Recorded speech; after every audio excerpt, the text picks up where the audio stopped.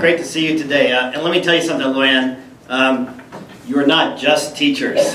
Teacher teaching night for me is the most. Big round of applause. I mean, teaching is the noblest profession, and still, when I cross the border coming from Mexico to the United States, when the immigration asks me what I do, I tell them teaching. I'm a teacher. And last time I did that, the immigration officer looked at my passport and said, "No, really, what do you do?" I said, "No, really, I'm a teacher. I had to explain more, or he's going to let me in the country."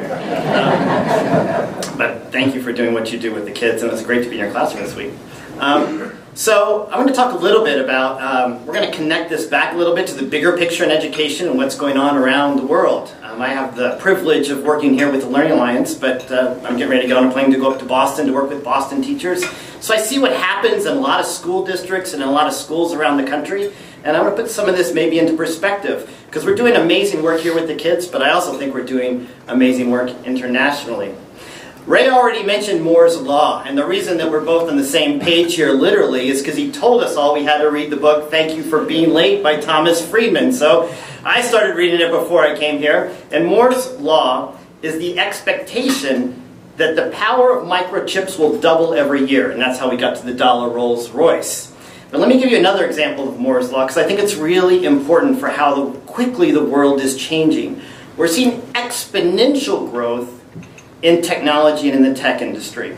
So much so that that computer sizes are getting smaller and smaller. And I kind of knew this. I knew that in the 1950s they had really big computers, and now we've got phones. But listen to this.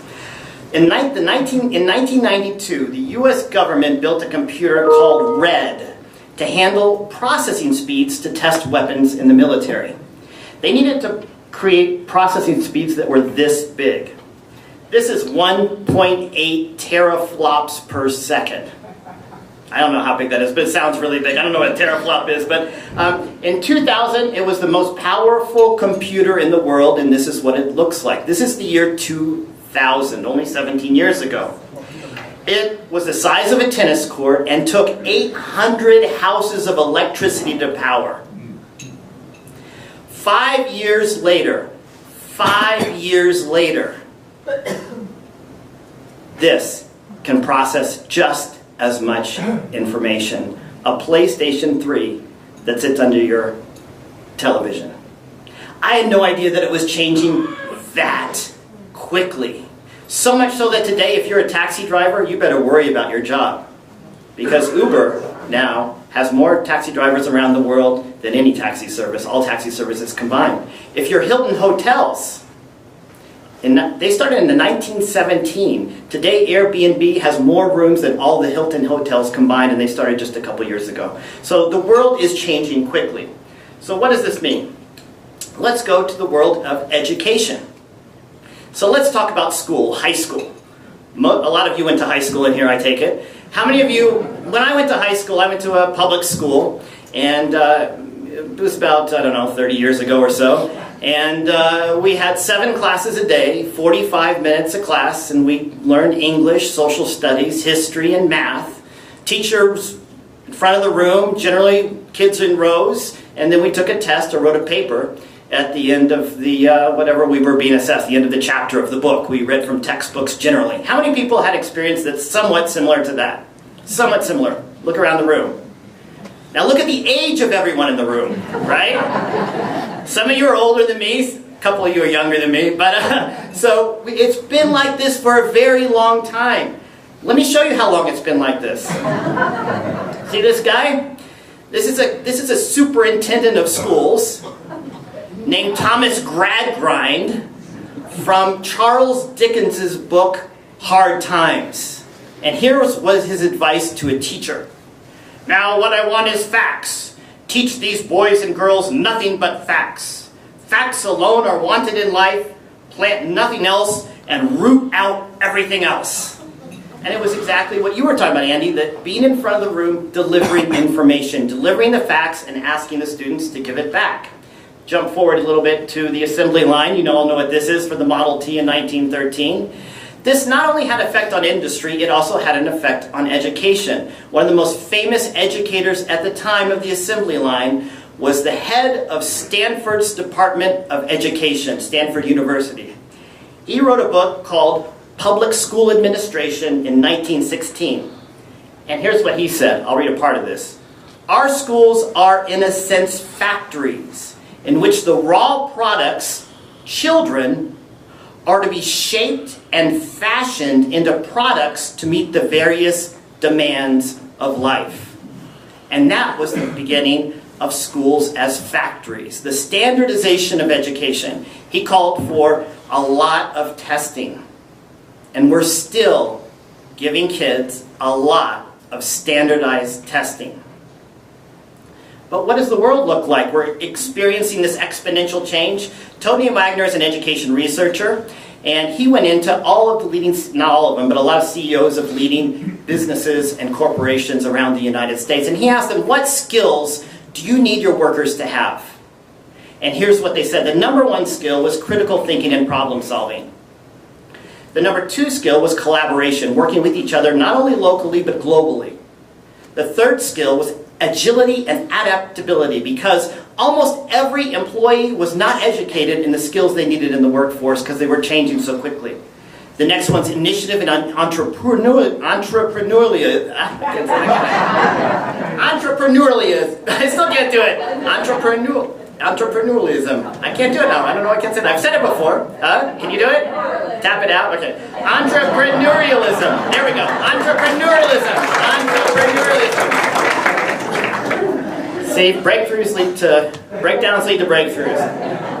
Next one is communication skills, which obviously I haven't mastered. The next one is the ability to analyze information, and curiosity and imagination. Math is the first content area that comes up, and it's number 15. If these are the skills that are necessary for succeeding in the world today, why aren't we teaching them in schools? So, many students are bored in schools. You won't find this to be a surprise.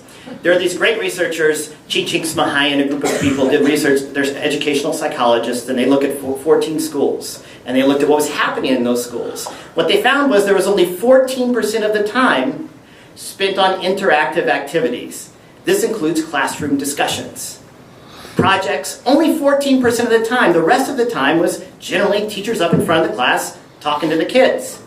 When they looked at what students' attitudes were about school, 30% of students said they were just goofing off to get through school. And 75% of students said they're just going through the motions. What does this result in? And these are the students that were still in school at the secondary level. 25% of our kids in the United States drop out of school. In urban areas, this number reaches 55%. And you talked about the unemployed workforce that we have in the United States. Look at how many people are leaving school, largely because they don't find school relevant. So there is an alternative. So I'm going to ask you a question here. There are three big companies, Google, AT&T, and Disney. Guess what they all have in common? Well, they all make a lot of money, right? But aside from that, they all have laboratories for experimentation. The Google Labs you may have heard of, AT&T Labs, and Imaginarium at Disney. AT&T Labs tells clients, give us a problem, in 2 weeks we'll come up with a solution for you. Guaranteed. Guaranteed. That's the AT&T Labs. The Imaginarium at Disney has engineers, architects, and artists working together to come up with new ideas for Disney. That's their only job, is to come up with new, innovative ideas for the parks, working interdisciplinary. What we lack is this kind of space in the field of education. And this is, in my opinion, where the Learning Alliance is doing some of its most exciting work. Building lab spaces, laboratory spaces for testing out new ideas in education, and because of the emergent learning philosophy, seeing what works and seeing what doesn't work, and keeping what works and moving those ideas forward. Those spaces you've seen in the Moonshot Academies, in the classrooms of teachers that are piloting this work in innovative ways, and in our teacher institutes, our professional development programs. They're flexible spaces where teachers can work together to imagine what might be possible and then try it out in a safe environment. If you look at the Learning Alliances, I love this.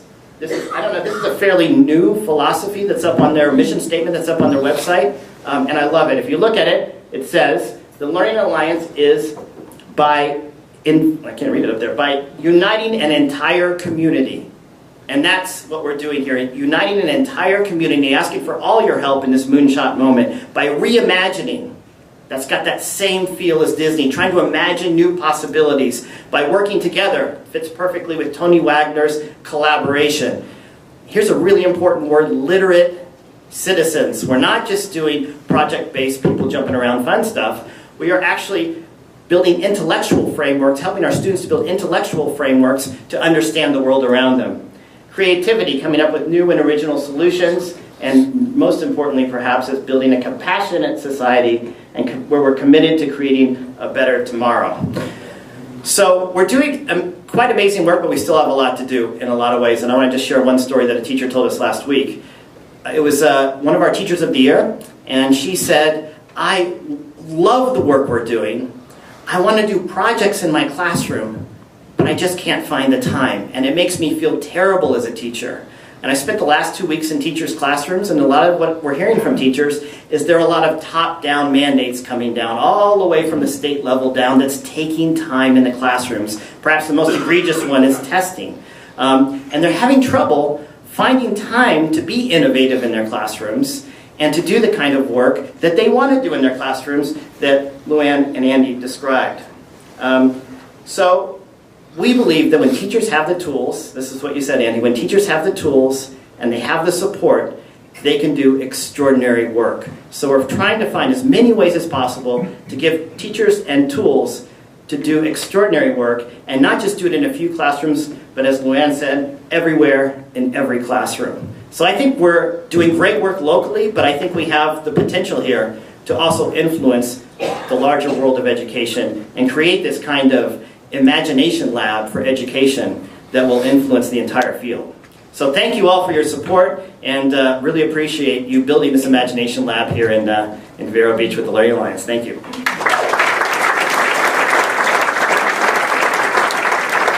Thanks, Kurt. Megan and Liz, maybe